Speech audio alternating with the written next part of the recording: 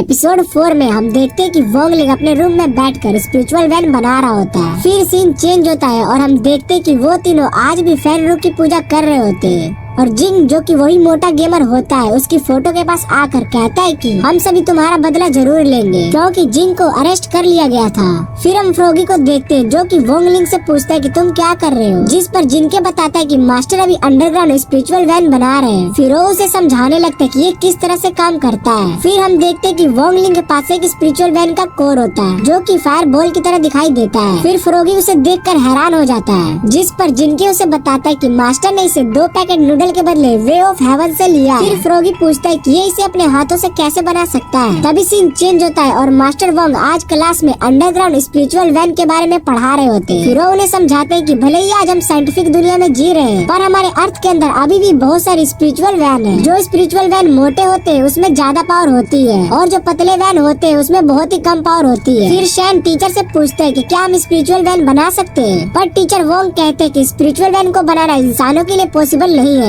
फिर सभी student window से बाहर आके देखने लगते हैं क्योंकि बाहर स्नोफॉल हो रहा होता है, जिसे देखकर वो सभी खुश होने लगते हैं। फिर वोंगलिंग क्लास से बाहर जाने लगता है। फिर अगले सीन में हम देखते हैं कि टीचर वोंग स्वॉर्ड सेंथ के पास आते हैं और कहते हैं कि हमारे स्कूल में कोई दुश्मन आ चुका है जिसने ये स्नोफॉल किया है, मैं उसे ढूंढने जा रहा हूँ। तभी स्वॉर्ड सेंथ टीचर वोंग को जाने से मना कर देते हैं और कहते हैं कि ये अच्छा चांस है जिससे कि मैं अपने हायर को ढूंढ सकता हूँ, वो इसे ढूंढने के लिए जरूर बाहर आएगा। फिर टीचर वोंग पूछते हैं कि अगर वो लड़का नहीं आएगा तो सभी स्टूडेंट बहुत ही खतरे में पड़ जाएंगे, जिस पर स्वॉर्ड सेंथ कहते हैं कि उसके लिए मैं यहाँ पर हूँ, जरूरत पड़ी तो मैं उस दुश्मन से लड़ूंगा।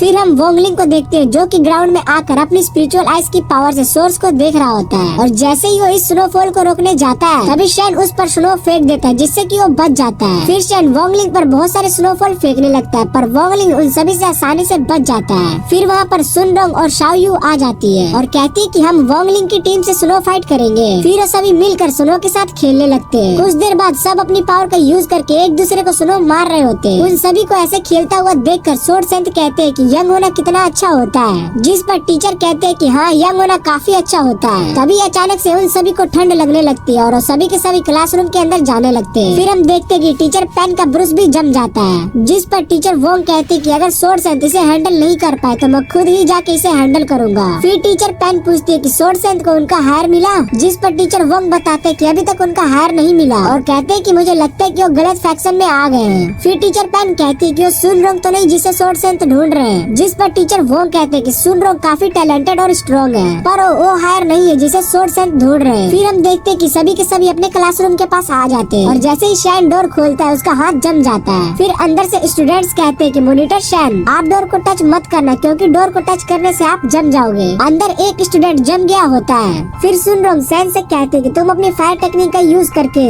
इस बर्फ को हटा सकते हो जिससे कि हम अंदर आ सकते हैं। फिर शैन अपनी फायर टेक्निक का यूज करता है पर उसका फायर बहुत ही छोटा होता है, जिसे देख गाओ कहता है कि तुमने काफी दिन से फायर टेक्निक की प्रैक्टिस नहीं की है इसीलिए, जिस पर शैन रोने लगता है। फिर जैसे ही गाओ अपनी फायर टेक्निक का यूज करता है उसका भी फायर बहुत ही छोटा होता है, जिसे देख शैन हंसने लगता है और गाओ का मजाक उड़ाने लगता है। फिर वो सभी फायर टेक्निक का यूज करते हैं पर सबके फायर बहुत ही छोटे होते हैं और हवा के कारण सारे के सारे बुझ जाते हैं। फिर सुनरोंग उन्हें बताती है कि हमारे स्कूल में स्पिरिचुअल वैन के साथ कुछ हुआ है जिस कारण हम अपनी पावर का यूज नहीं कर पा रहे हैं और वो कहती है कि ये शायद स्नोफॉल के कारण हुआ होगा, जिस पर गाओ पूछता है कि हम स्कूल के स्पिरिचुअल वैन को कैसे ठीक कर सकते हैं। तभी शाओयू को बहुत ज्यादा ठंड लगने लगती है। फिर सुनरोंग को याद आता है कि शाओयू बटरफ्लाई क्लैन से इसलिए उसे ठंड से ज्यादा प्रॉब्लम होती है। फिर शैन शाओयू को उठाकर मेडिकल रूम में ले जाने लगता है। तभी गाओ पूछता है कि वोंगलिंग कहाँ पर है। फिर हम देखते हैं कि ओल्ड मैन जो कि जिंग का बदला लेने के लिए यहाँ पर आया होता है उसी ने ये सब कराया होता है और वो अपनी पावर से स्कूल के अंडरग्राउंड स्पिरिचुअल वैन की पावर को कम कर रहा होता है जिससे कि अंदर कोई भी अपनी पावर का यूज ना कर पाए। जिस पर गाओ कहता है कि हम अपने स्वॉर्ड पर उड़कर क्यों नहीं जा रहे, जिस पर शैन कहता है कि स्वॉर्ड के अंदर उड़ना स्कूल के अंदर मना है।